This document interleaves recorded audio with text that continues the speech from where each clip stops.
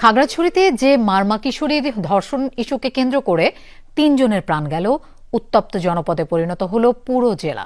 সেই ভিকটিম কিংবা তার পরিবার মামলা করা ছাড়া প্রকাশ্যে কথাই বলেনি। ঘটনার সপ্তাহখানেক পর প্রথমবার মুখোমুখি হয়েছেন যমুনা টেলিভিশনের সামনে। কি বলেছেন তারা, কিভাবে ঘটনা ঘটেছে, সবকিছু নিয়ে কথা বলেছেন সহকর্মী রিয়াজ রায়হান, আর ছবি তুলেছেন জিহাদ ইসলাম।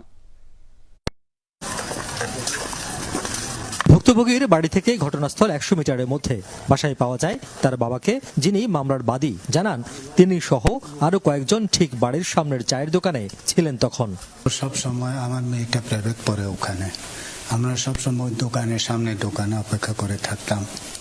৯টা পার হয়ে গেছে, আসে নাই। কোচিং শিক্ষকের কাছে জানতে চাই ঠিক কখন বাড়ি ফেরার উদ্দেশ্যে বেরিয়েছিল কিশোরীটি। ৬টা থেকে ৯টা পর্যন্ত পড়ে, পড়ার পর হচ্ছে ৯টার দিকে বাইরে হয়ে গেছে, এটুকু। তারপর হচ্ছে আমি কিছু জানি না। ভিকটিম যেটি বলেছে, মূলত প্রাইভেট পড়ে বের হওয়ার পর এই যে জায়গাটি রয়েছে সেখান থেকে তাকে পেছন থেকে একটি ইট মারা হয়। ইট মারার পর তিনি যখন পেছনে ফিরে তাকান তখনই তাকে মুখ চেপে অজ্ঞান করে নিয়ে যাওয়া হয়। পিছন থেকে ইট মারছে, আমি এরকম ফিরে দেখছি, তারপর আমাকে মুখ চেপে নিয়ে গেছে, আর কিছু জানি না।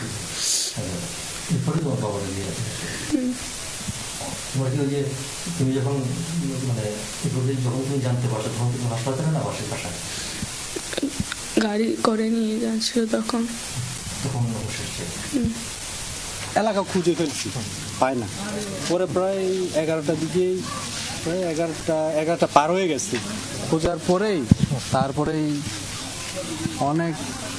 অনেকে এদিকে ঘুরছে, তো ঘোরার পরে এখানে কিছু আছে, ওর ভিতরে পাইছে নাকি।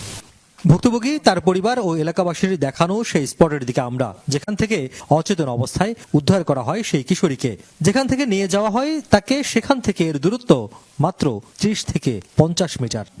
শিক্ষার্থী পরিবার এবং পাড়া প্রতিবেশীর ভাষ্য অনুযায়ী সেই যেটি দেখিয়েছিলাম, যে ঘর থেকে বের হওয়ার পরে রাস্তার উপর থেকে অপহরণ করা হয়, সেখান থেকে মূলত এই যে পথটি রয়েছে, পাশেটি নির্মাণাধীন ভবন, তার পাশ থেকে এই যে এখানে পানি, তারপরে অনেকগুলো জঙ্গল, জমি, সেই জমি পেরিয়ে মূলত শিক্ষার্থীকে নিয়ে যাওয়ার অভিযোগ রয়েছে।